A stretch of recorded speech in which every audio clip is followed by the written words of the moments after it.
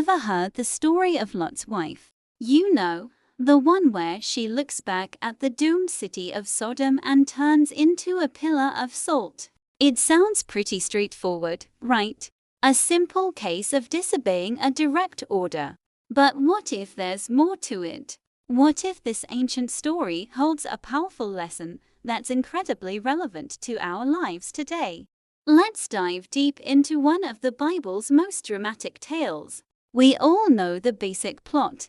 God decides to destroy the wicked cities of Sodom and Gomorrah. He sends two angels to rescue Lot and his family with one crucial instruction: flee for your lives.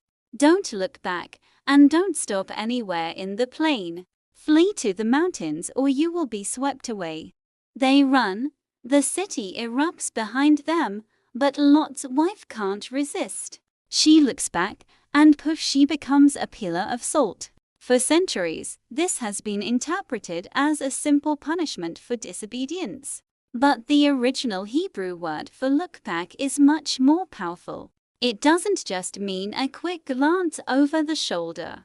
It can also be translated as to return, to consider, or to go back to. So, Lot's wife wasn't just taking a peek. Her action symbolized a deep, longing attachment to her old life in Sodom.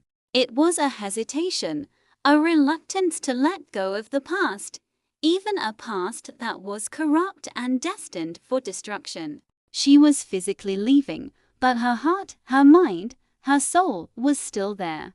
She was trying to hold on to a world that no longer existed. Now, let's put on our geology hats for a moment. What actually happened to Sodom? The area around the Dead Sea, where these cities were likely located, is a geological hotspot.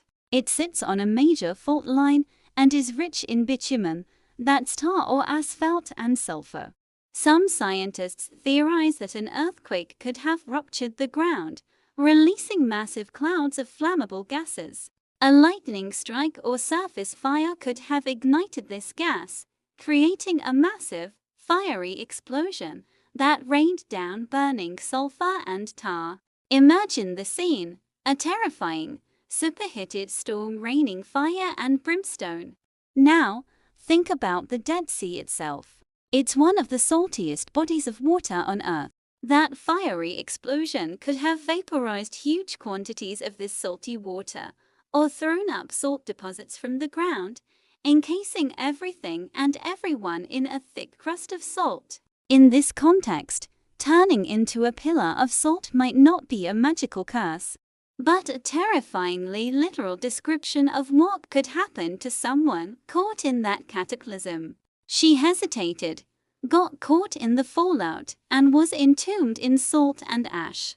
So, what's the real takeaway for us? This story isn't just about ancient history or divine punishment. It's a timeless metaphor for the danger of living in the past. How many times have we been stuck looking back, clinging to a past relationship, a former job, or an old version of ourselves that we've outgrown? Like Lot's wife, we might be physically moving forward, but our hearts and minds are still tied to a Sodom that's holding us back. That looking back drains our energy, stops our progress, and prevents us from embracing the new future, the mountains we're supposed to be running toward. Letting go is hard. It means leaving behind the familiar, even if it's toxic. It requires faith in the unknown. But the story of Lot's wife is a stark reminder. You see and start the next chapter of your life if you keep rereading the last one. True freedom and salvation, whether spiritual or personal, are found by facing forward, embracing the journey ahead, and trusting that what lies in front of you is far more important than what you left behind. Don't get stuck. Don't become a pillar of salt, frozen in time by regret. Keep moving forward. Thanks for watching.